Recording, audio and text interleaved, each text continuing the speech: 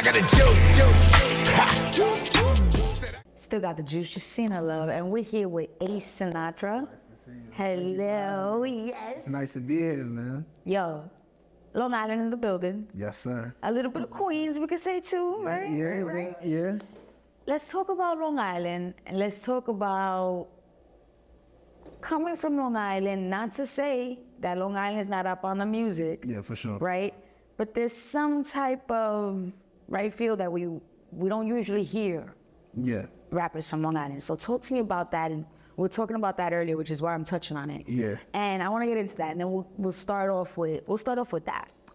Being from Long Island for me is more of a it's a gift and a curse. I feel like sometimes because I love being from Long Island because it's just a place where people like, what is it?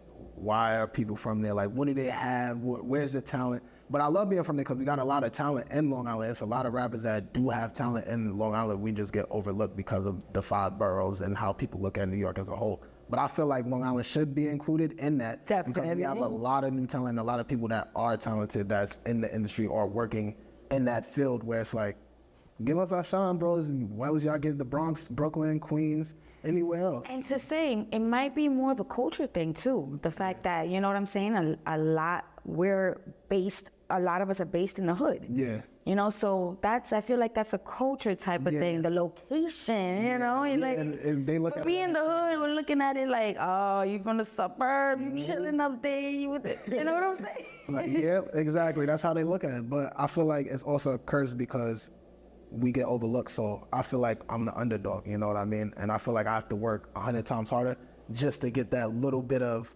what a lot of other artists get from other boroughs. But it's cool, you know, that's all part of the game, that's all part of the work. Like, if you're gonna work hard, things are gonna come and work in your favor. You just gotta believe in God and just keep working. Yo, we're gonna go 30 for 30. Oh, this is what this is about. We're gonna get into that. So sure. You've been doing this. You started out with your uncle. Yes. Rest his soul. Thank you so much. Let's talk about starting out with your uncle and writing, because it's the lyricism for me. It's actually the pen to the paper. You know, at one point you were writing and you didn't even have beats you were fucking with. You were just writing. Yeah. My uncle was a rapper back in a long time ago in the early 2000s. And when I was younger, before I started rap, I used to always be at my grandmother's house and he used to be there. So like he lived in the basement, but he would always like come home from work or come home from what he was doing. He'd sit in the basement for 6-7 hours straight and just write in a notebook and listen to beats. And he had this thing where he would like watch karate movies, but he would watch them like the original way, like where the conversation was off. So it was like, it was something I was interested in just as a kid. And then I just watched him do that every day and I kind of got used to it and I wanted to pick up on it. And he was in a group called Buddha and the Bandit. And it was him and one of his friends. And unfortunately, you know, he had to meet his demise and pass on. But when he did pass away, I took up on it because it was like a big thing for me. It was like my family looked at him as like the one that would do it like for us. So it was like, not in a way like, oh, we was just looking at him as the golden ticket, but more in the sense of like, he was doing something that everybody in the family wasn't doing and he was succeeding at it. That's right. So I picked up on it at a young age, and when he passed away, I was like, man, I'm just gonna give this my all and keep going for him and just make my family proud. And I guess it's working out a little bit for me now, so I'm blessed. Out. Yeah, so we've had, so you went from Smoking Aces, right? You did a part 1, part 2. Yep. You went into Ace of Spades, right? Then 2015, things really started touching numbers and blogs, and when it was that, because 2015, that's what we were into, right? We weren't into, now we're doing more of the streams. So let's talk about that process and what it's been and the growth behind that. For me, growing as an artist it's dope for me, but like I said before, it's not easy. And a lot of people think being a rapper or being an artist is easy. It's not easy. Like, as much as I thought it was, like dreaming about it and running around as a kid, it's not easy. So the growth for me as an artist, just getting better with my pen, like my lyricism, like performance-wise, just being myself, personality-wise, just being an overall great artist. Like, a lot of people miss out on the fact that music's only 10%. 90% of the other 90% is business. So if you're not working hard and knowing what you're doing and knowing how to market yourself, the label's not gonna care. They cool on music, but it's more money oriented. They wanna know if you could sell records, if you could sell out shows. Like, your image is cool, but yeah, music is cool, but it's business. So Reason why those advances come in, right? Yeah, It's exactly. something like, let me see what you could do. You gonna flip this for me?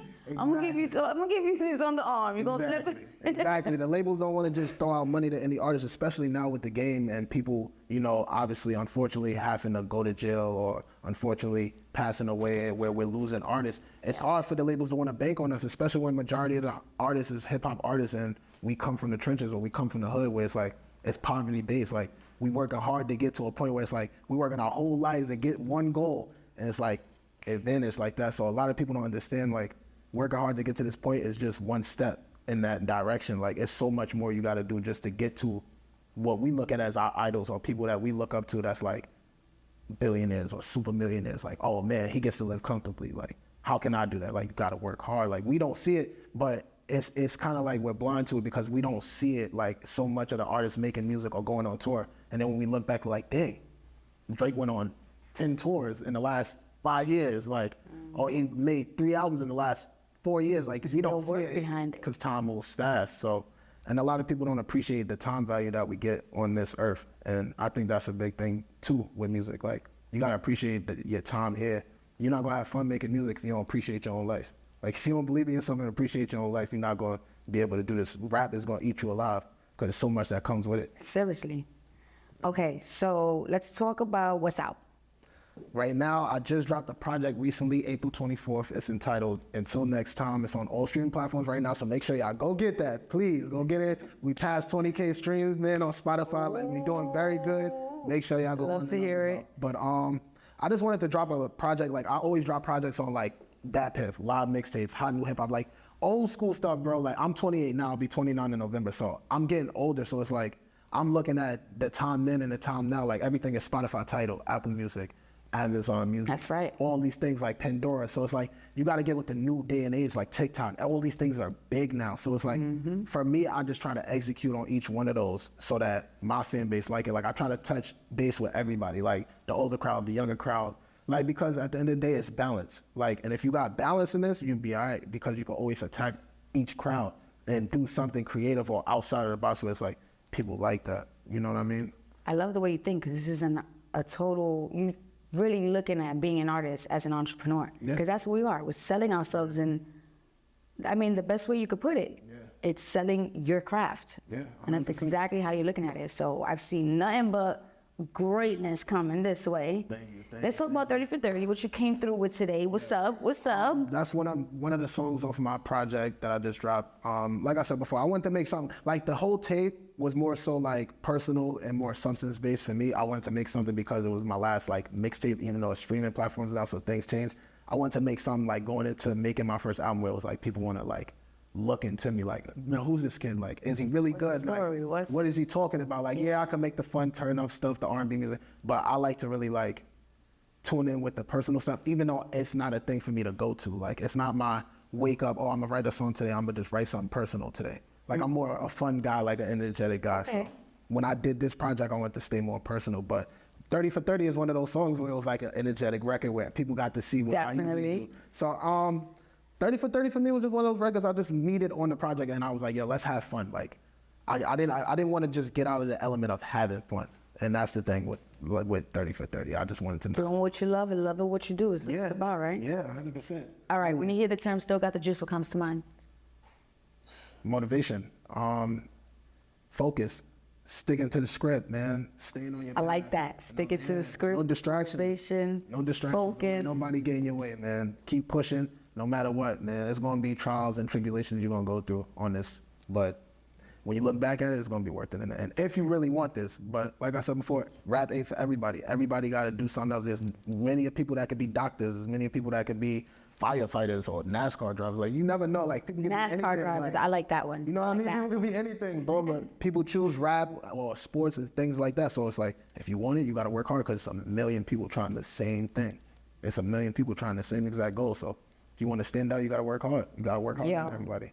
Long Island came through with the gems. It's that Elmont, you know what it is. Yo, A Sinatra, we thank you. Thank you so much for having me. I mean, yo, you already know, still got the juice. Yo, make sure y'all go stream. Until next time on all streaming platforms. Shout out to the town, man. We do it for the island. Thank you again for having me. Yo, thank you.